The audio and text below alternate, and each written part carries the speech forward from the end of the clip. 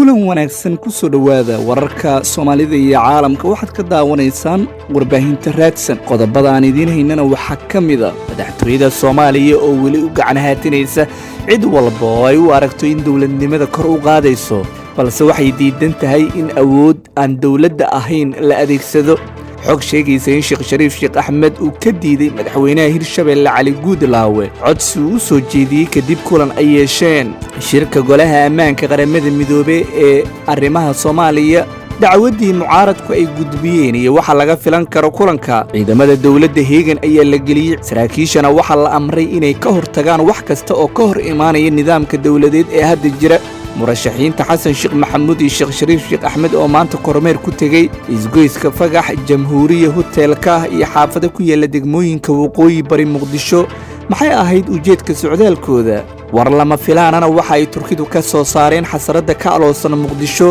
iyo warka ah in gorgorta ay u tababareen Soomaaliya uu adeegsanayo farmaajo maxaa karuna in Eritrea ay taageerayso afgembi lamida kiisiyad barre ku qabsaday Soomaaliya sanadkii 1969 oo mar kale la damacsan yahay in la sameeyo dibaddana waxa ugu dooro isku dhac ka dhashay banaanbaxyaal careysan iyo booliiska oo gacanta iskula tagay dalka Isbayn